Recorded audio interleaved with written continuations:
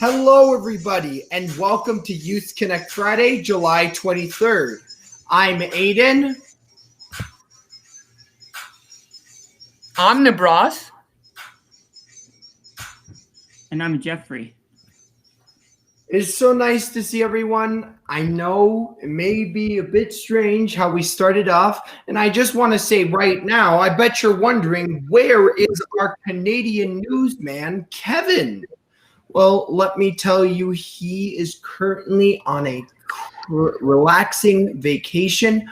So it will be me, Nibras, Joshua, and we will all be including all the parts that he usually would do for his Youth Connect. So before we start anything, we need to start off with our video game news.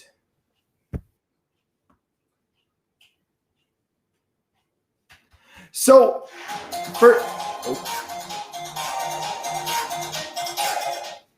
first things first, we got to do our video game of the week, where I share with you guys one game that I really want to shine the light on. And today's game is actually one of my favorites, called Luigi Mansion 3.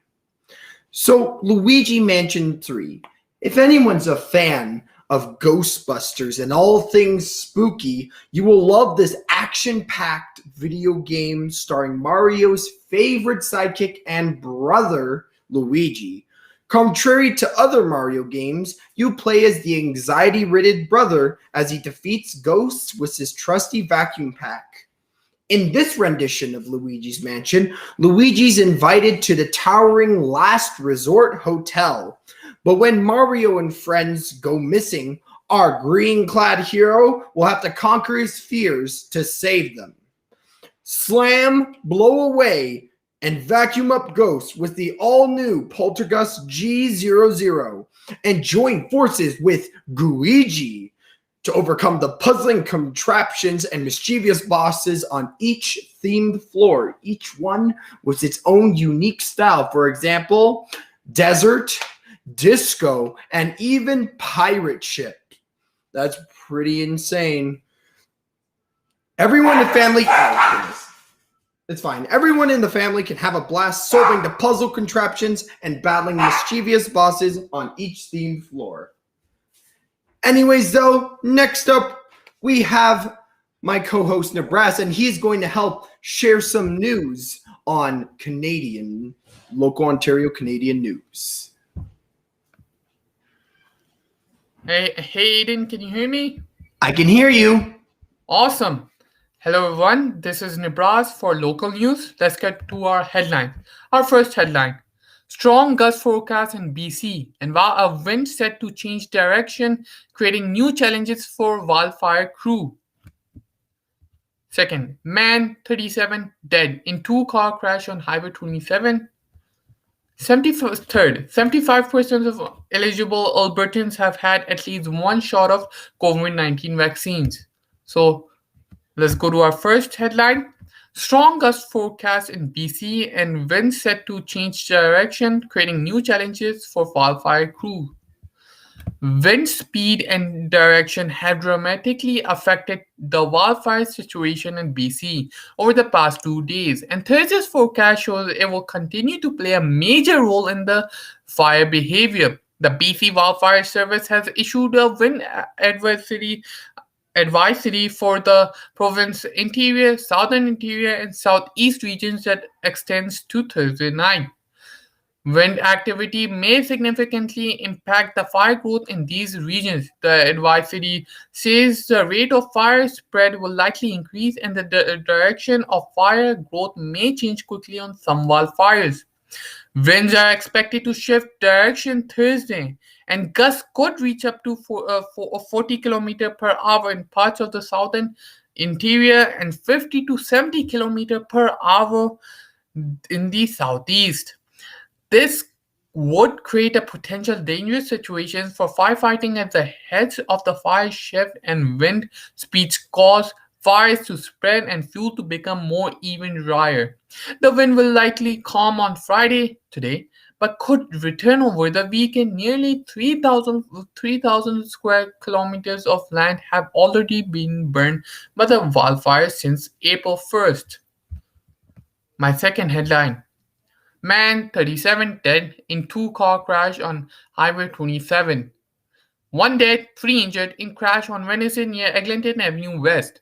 Toronto police say the person who died in a high-speed collision on Highway 27 Wednesday evening was a 37-year-old man.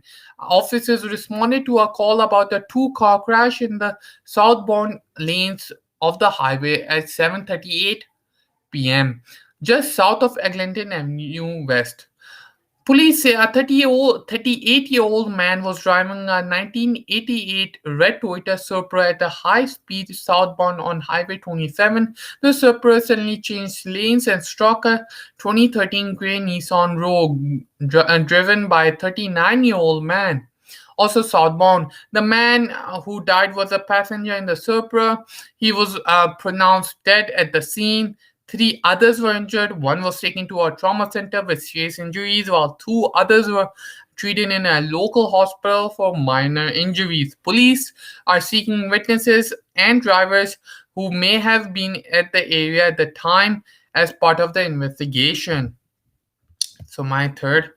75% of eligible Albertans have had at least one shot of COVID-19 vaccine.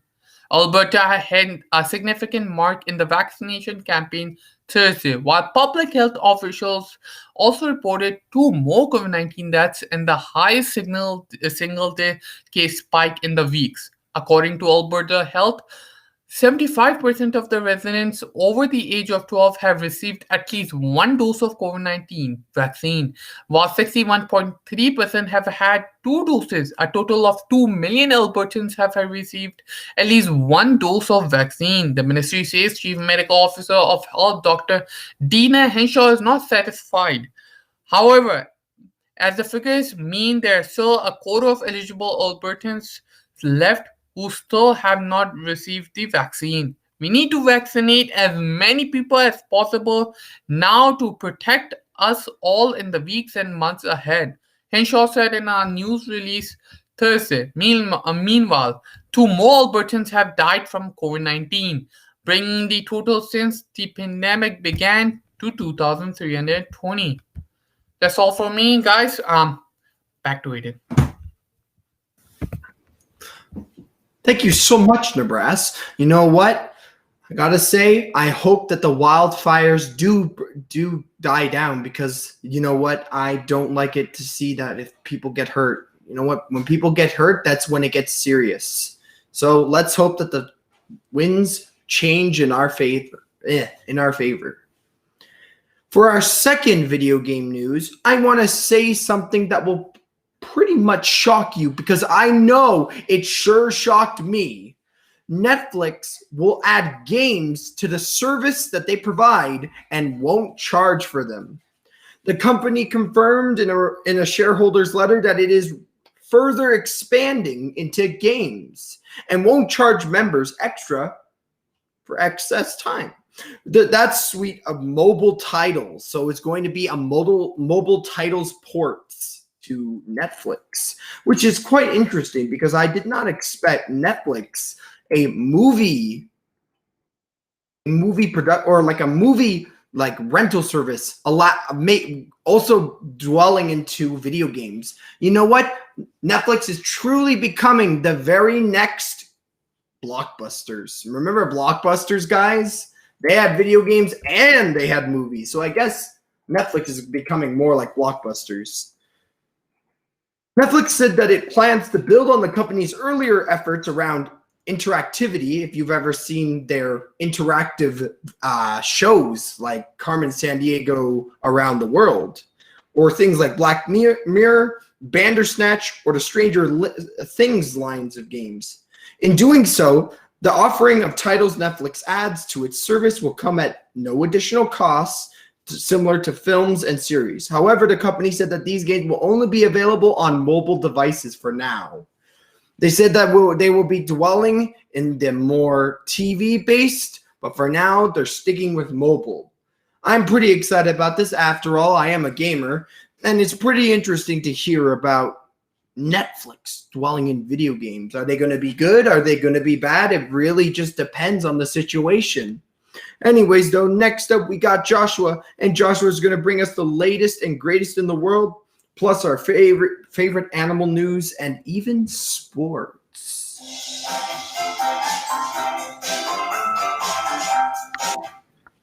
Good afternoon. Welcome to Youth Connect. Here's what's happening around the world. Tokyo Olympics kick off with opening ceremony as city reports surge in COVID cases. The Tokyo Olympics are now finally underway after a year of delays and lockdowns due to the coronavirus pandemic. The games will feature over 11,000 athletes from around 200 countries competing in more than 30 different sports, but they are parading and performing without the roar of adoring crowds and applause from fans because the stadium will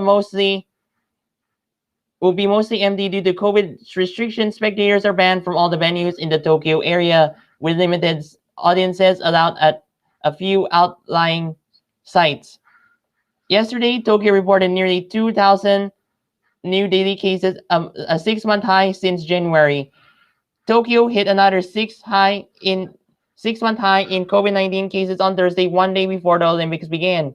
As worries grow of a worsening of the infections during the games, Japanese Prime Minister Suga, who is determined to hold the Olympics, placed Tokyo under a state of emergency on July 12, but daily cases have sharply increased since then.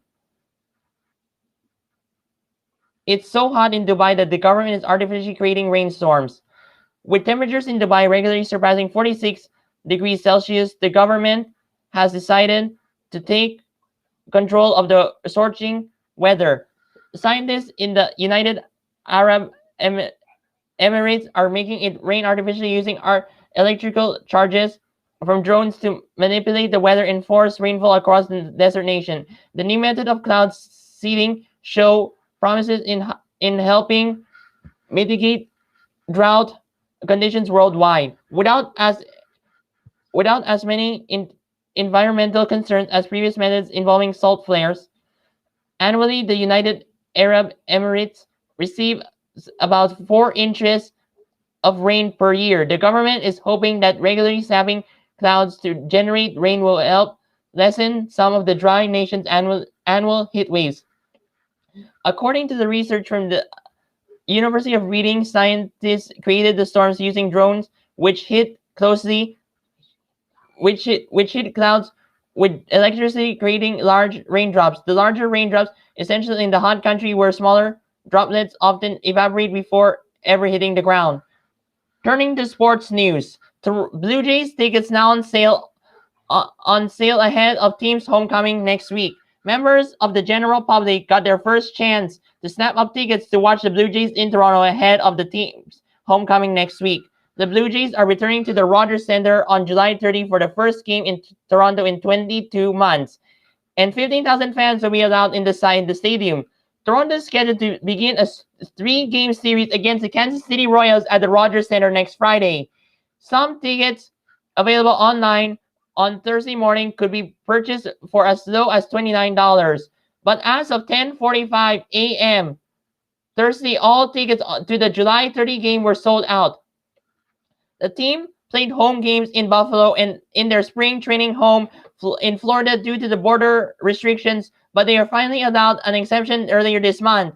The executive vice president of the business operation with the Blue Jays said, "Returning home will be an exciting and emotional time for fans and members of the organization since it has been nearly 2 years since the Toronto Blue Jays were last able to play in front of the Toronto fans." Turning to science news, 100-pound tropical fish discovered on beach in Oregon.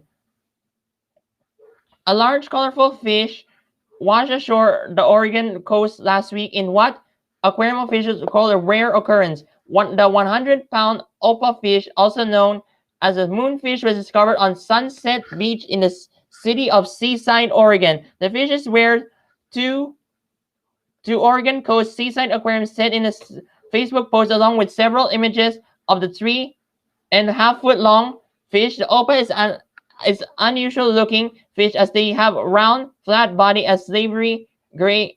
That's savory gray in color. Little is known about the species since they live deep in the ocean. The species is unusual, found in the temperate and tropical waters.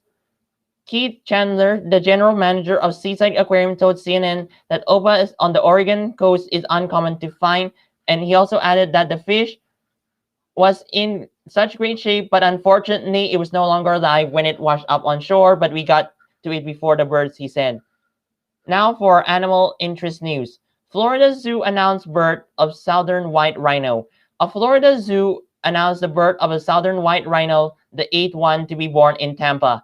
As part of a plan to help the species, officials at Zoo Tampa at Lowry Park said the baby was born to a 20-year-old rhino named Alaki last month. Both baby and mother are healthy and doing well. The baby rhinos appear to be strong and is nursing alongside her mother. The zoo said in a post statement Facebook page on Saturday. Alaki was paired with the only adult male in Tampa Zoo, Ongava. Their calf will join the crash the term for a group of rhinos in the coming weeks, zoo officials said. The zoo says the white rhino population have dropped in nearly 20th century to between 50 and 200, but conservation efforts made the population increase to 20,400 in Africa. White rhinos are classified as near threatened because of habitat loss and poaching for their horns. This is Joshua Show reporting for Youth Connect. That's it for me. Now I'll send it back to you, Aiden. That is the greatest news I have ever heard. It is awesome that they are being able to up the numbers on white rhinos. And you know what? I am fully into this. You know what? Even if I could, I would invest into that project because it is amazing. Anyways, I am here to contribute on my part for Kevin. And I have with you, or what I have for you guys today is some weather. So for weather, let me tell you, make sure your plans include indoor activities as a backup for Saturday, thanks to a forthcoming cold front that will sweep through the Great Lakes region. The timing of the front still isn't 100%, but is still expected to generate heavy rain and thunderstorms. But for the rest of the week, enjoy cloudy skies. But next week, guys, we have warm and fair with rain chances returning by midweek. The last week of July will typically see a seasonal high of about 27 degrees in Toronto, and highs next week should climb into the upper 20s for the start of it, with humidex values well into the 30s during afternoon hours. So it's going to be quite humid, so stay indoors. And you know what? Get some water. Make sure you stay hydrated. You know what? Go inside, play some games, talk to friends. But other than that, this has been Aiden Lee's version of weather. Anyways, next up is entertainment, hosted by my co-host, Kevin. Or, sorry, Nibras. I apologize.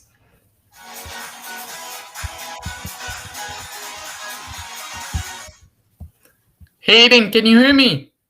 Loud and clear, and apologies for the mistake. Oh, no problem. That's okay. Hello, everybody. How are you guys today? My name is Nibras Khan, and I'm your host for the entertainment news. Let's get straight into our top story. And our top story is about the Olympics. Forget the massive dance-off from the Olympics opening ceremony 5 years ago in Rio. The rock concert vibe from the 2012 London Games is a decent memory too. Tokyo went from a muted approach for the kickoff of the 2020 Olympics on Friday, successfully reading the room for a polarizing games that were postponed a year but still couldn't escape the pandemic. Competition at the games actually started a couple of days ago. But Friday evening ceremony, local time, served as a formal opener despite the ever-present shadow of the COVID-19. Curious locals gathered outside the venue exterior fencing gate in the afternoon, eager to soak in some of the atmosphere from afar, given the proceedings were closed for the public. Protesters upset that the games were going ahead were also nearby. they could only watch as arriving media members and photographers posed for photos beside the famous Five Rings stationed near the stadium entry point. Dozens of flags lined in the perimeter of the building, overlooking tens of thousands of empty seats.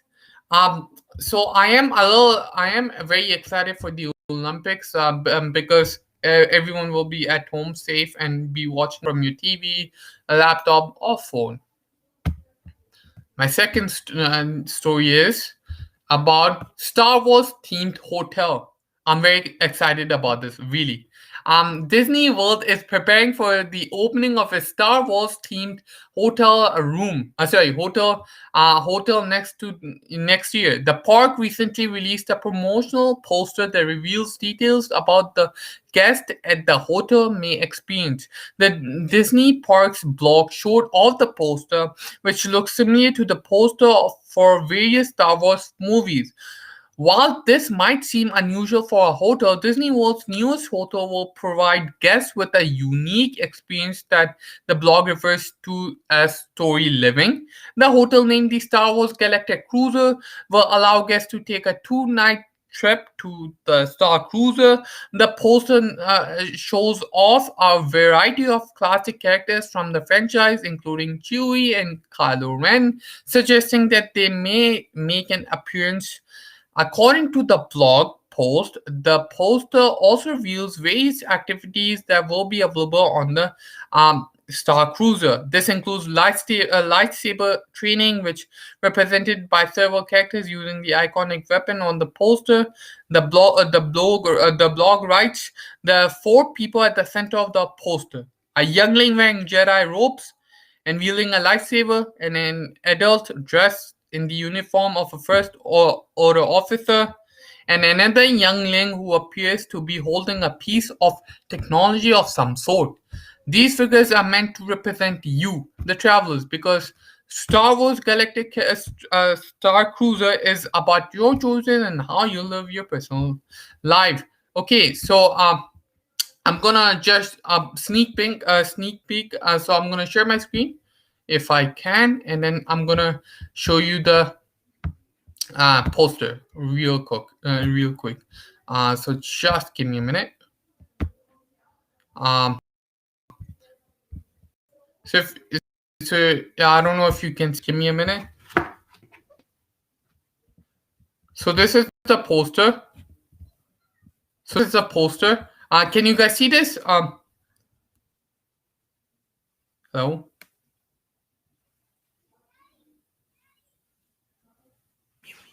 I can see it. Okay, yeah, so sorry. So this is the poster. Like I said, there are 4 or 5 main characters, and the poster looks amazing. Honestly, it looks amazing. I'm very excited for that. So I'm gonna stop here and I'm gonna go to my last story. So my final story is about a book. Wild, Beautiful Places, 50 picture-perfect travel destinations around the globe. National Geographic Photography captures the world's most remote, exotic places in this visually stunning travel book full of scenic wonders to experience, highlighting 50 of Earth's most pristine scenic locations.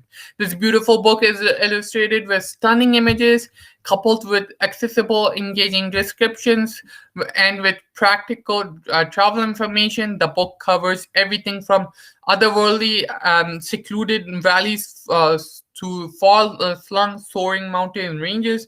National Geographic photographers share some of their favorite spots from around the world and explain how they got them.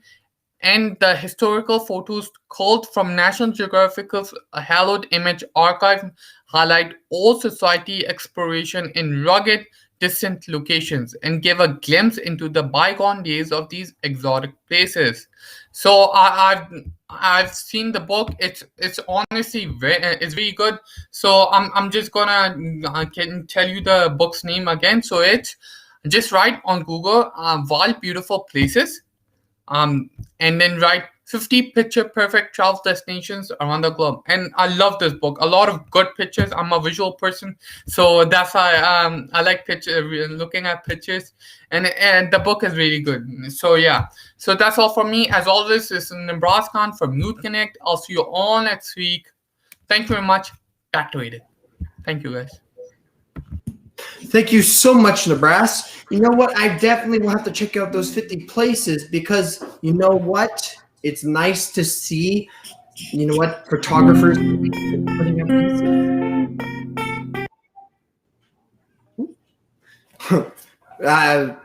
My goodness.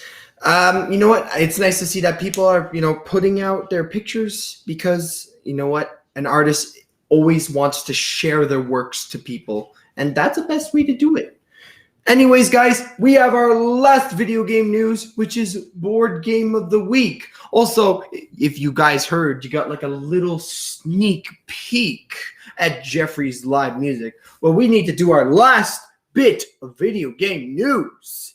So, our Board Game of the Week, similar to our Video Game of the Week, but instead it's a board game. And you know what? Let's stop because it's Hammer Time.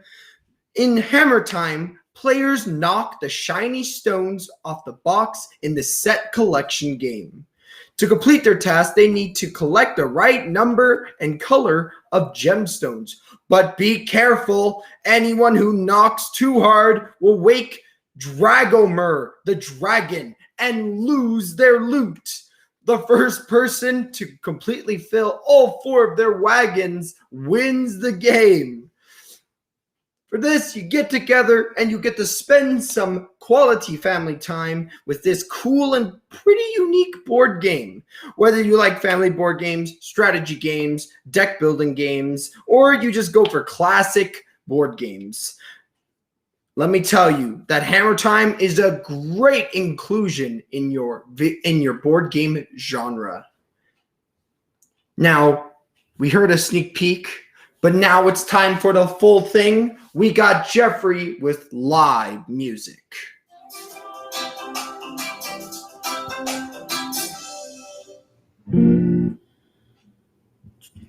Hi, everybody. Thank you so much. I'm going to be singing Better Together by Jack Johnson. And I want to honor this song to my aunt who's passed away, so I'm happy to sing this song in spirit of her.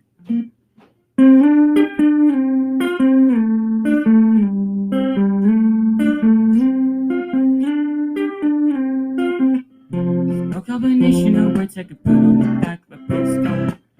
A song that I can sing, but I can try for your heart. Our dreams, they're made of real things, like a shoebox of photographs, secrets own loving. Love is the answer, at least the most that questions my heart. Why we're here and where do we go? It can be so hard. It's not always easy, and sometimes life can be deceiving. Tell you one thing, it's always better when we're together. It's always better when we're together. Look at the stars and we're together. Yeah, it's always better when we're together. Yeah, it's always better when we're together.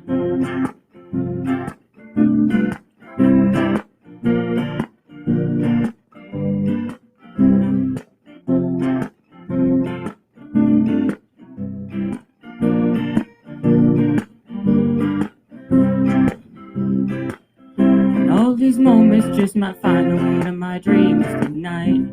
And I know that they'll be gone when the morning light sings. It brings new things for tomorrow night, you see. But they'll be gone too many things I gotta do. But all these dreams might find their way in my day-to-day scene. I'll be under the impression of somewhere in between, with only 2, just me and you. Not so many things we got to do. Place we got to be, we're sitting beneath the mango tree now. Yeah, it's always better when we're together. Somewhere in between together. Yeah, it's always better when we're together. Yeah, it's always better when we're together.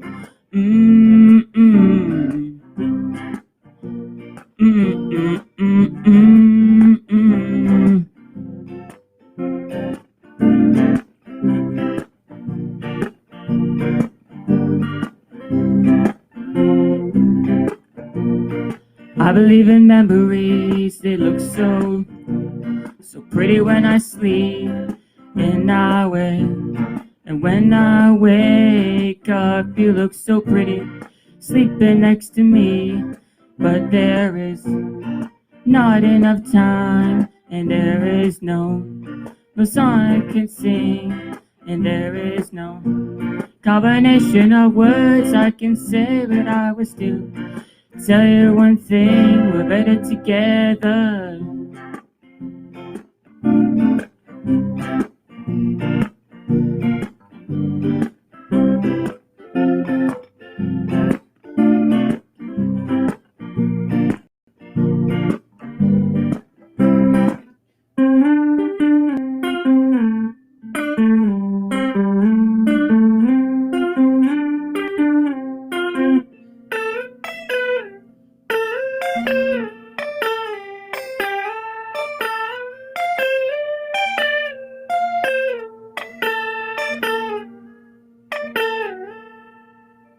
Thank you.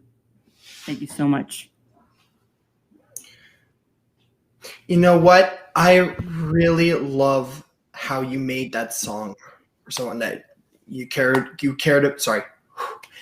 You know what? That song is, it's amazing how you sang that song to remind you of her. And you know what? And you're sending that love. You're sending love. And you know what? I want to send my love too. Here's all my love. Give it. Take it all. Take it all. Take it all. Take it all. Okay. I think you took all my love. But anyways, guys, I hope that you enjoyed our Youth Connect. A bit bumpy in the start, but you know what? It turned out to be quite something, I gotta say. Anyways, guys, I hope that you really enjoyed Youth Connect. Make sure to like, comment, and subscribe. And click on the notification bell. Thank you so much, Nibras. Also, check out our Instagram at Youth Connect Live, and we will see you all next week. Thank you guys so much. Have a fantastic weekend. And you know what? Thank you, my co-hosts. Thank you, Nibras. Thank you, Joshua. And thank you, Jeffrey. Anyways, guys, have a good week and goodbye. Bye.